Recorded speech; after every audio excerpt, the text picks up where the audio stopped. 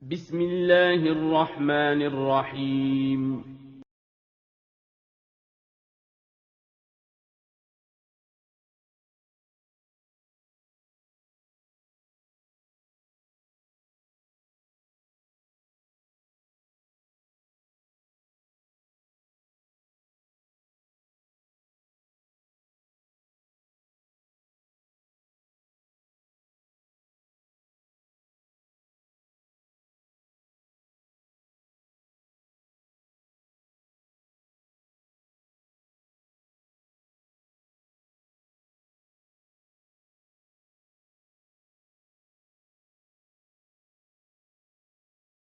Bismillahirrahmanirrahim. Assalamualaikum warahmatullahi wabarakatuh. Alhamdulillahi wassalatu wassalamu ala rasulillah wa ala alihi wa sahbihi ajma'in. Amma ba'du. Kaifa halukum? Ustazah harap kalian selalu diberi kesehatan oleh Allah agar bisa terus belajar atau menuntut ilmu yang bermanfaat. Amin. Anak-anak, sebelum belajar, mari kita berdoa dulu ya.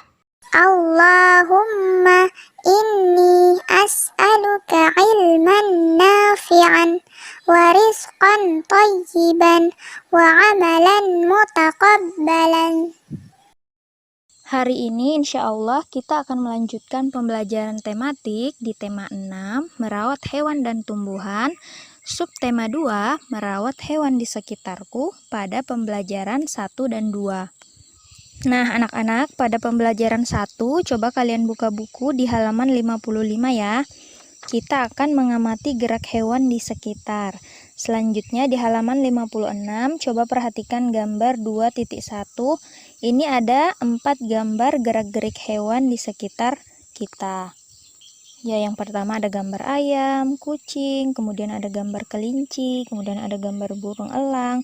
Nah, itu semua merupakan hewan di sekitar kita yang memiliki gerak-gerik yang berbeda. Misalnya ketika makan, membersihkan tubuhnya, seperti kucing menjilat-jilat tubuhnya, dan ayam ketika mematuk makanan, dan kelinci ketika memakan makanannya, dan burung ketika terbang. Jadi banyak gerik-gerik hewan di sekitar kita ya.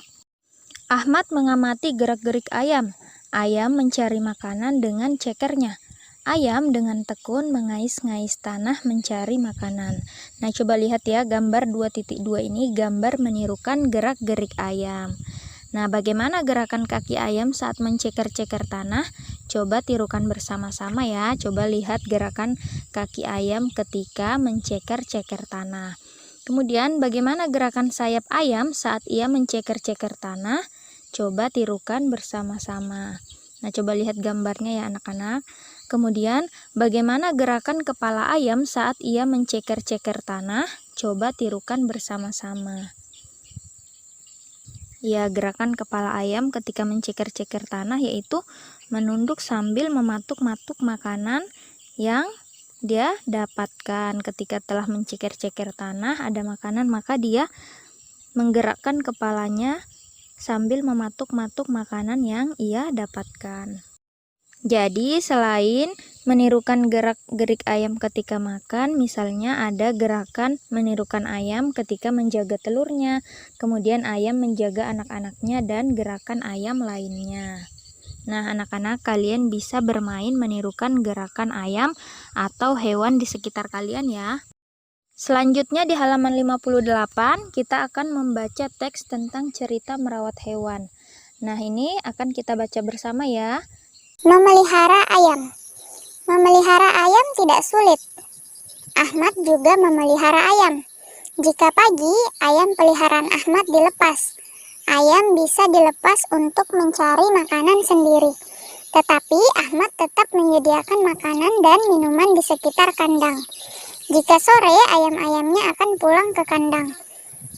Ahmad membersihkan kandang ayamnya setiap hari. Kandang ayam Ahmad tidak terlalu besar. Ahmad tidak kesulitan membersihkan kandang ayamnya. Nah, coba lihat ya gambar 2.3 ini, gambar Ahmad membersihkan sekitar kandang ayam.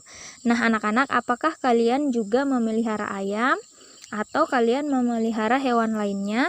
Tentunya kalian selalu membersihkan kandang hewan tersebut kan? Selanjutnya kita akan mencari tahu nama alat pengukur berat benda. Ahmad memelihara ayam karena ayam banyak manfaatnya.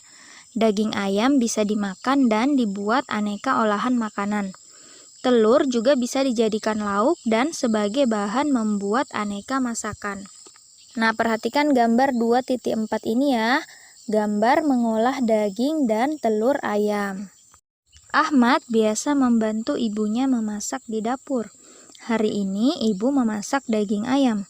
Ahmad akan membuat kue. Sebelum dimasak, bahan-bahan ditimbang terlebih dahulu.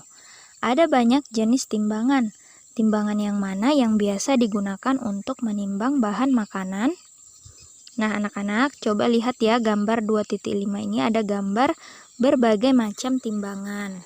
Nah, anak-anak, dari keempat timbangan ini, timbangan yang mana yang biasa digunakan untuk menimbang bahan makanan? Nah, yang pertama ini ada gambar timbangan jungkat-jungkit atau biasa juga disebut timbangan bebek atau timbangan meja. Kemudian yang kedua ada timbangan lantai, ini untuk menimbang barang-barang yang memiliki massa yang berat. Seperti beras misalnya di dalam karung kan sulit untuk digerakkan, jadi menggunakan timbangan lantai. Nah, timbangan yang ketiga ini timbangan yang digunakan Ibu Ahmad untuk menimbang daging dan telur ayam. Nah, anak-anak, selain untuk menimbang daging dan telur ayam, timbangan pada gambar yang ketiga ini juga bisa untuk menimbang bahan makanan yang lainnya. Nah, selain itu juga bisa digunakan untuk menimbang buah-buahan ya anak-anak. Nah, anak-anak, timbangan yang keempat ini juga bisa digunakan untuk menimbang bahan makanan ya. Misalnya kalian akan membuat kue, kemudian kalian akan menimbang terlebih dahulu untuk mengetahui berapa gram tepung yang kalian gunakan, kemudian mentega yang kalian gunakan. Nah, semua itu akan kalian timbang bisa menggunakan timbangan yang terakhir ini. Jadi gambar yang terakhir ini juga bisa digunakan untuk menimbang bahan-bahan makanan. Selanjutnya kita akan mengamati tata tertib di sekolah Melani. Memelihara hewan mengajarkan Melani menjadi anak yang tertib. Ia selalu melakukan tugasnya dengan disiplin. Melani melakukan semua tanggung jawabnya merawat hewan peliharaannya. Sikap tertib dimulai dari kebiasaan. Di sekolah, Melani juga menjadi murid yang tertib. Ia tidak pernah terlambat masuk kelas. Ia selalu mengerjakan tugas. Ia mengikuti semua pelajaran dengan rajin. Pakaiannya juga selalu rapi sepanjang hari. Ia selalu bersikap sopan kepada teman-teman dan guru-gurunya. Nah, anak-anak, coba perhatikan ya gambar 2.7 ini, gambar kebiasaan tertib di sekolah. Yang pertama yaitu selalu masuk kelas dengan tepat waktu. Kemudian yang kedua, gambar bersikap sopan kepada gurunya. Dan yang ketiga ini, gambar tekun ketika di dalam kelas. Jadi menghargai guru yang sedang menjelaskan. Selanjutnya kita akan berdiskusi mengenai pelaksanaan tata tertib di halaman 66. Di kelas Melani ada anak yang tidak tertib, Dudung namanya. Ia sering masuk kelas terlambat. Hari ini pelajaran olahraga, Dudung juga terlambat. Semua siswa sudah berbaris melakukan pemanasan di lapangan, tetapi Dudung baru datang. Sesuai tata tertib, Dudung mendapat hukuman. Dudung tetap diperbolehkan mengikuti olahraga.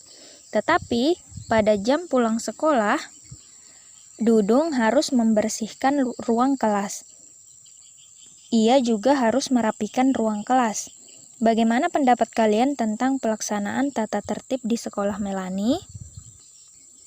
Nah, anak-anak, jadi pelaksanaan tata tertib di sekolah Melani ini dilakukan dengan baik. Jadi, barang siapa yang tidak melakukan tata tertib, jadi melanggar tata tertib akan mendapat sanksi atau hukuman.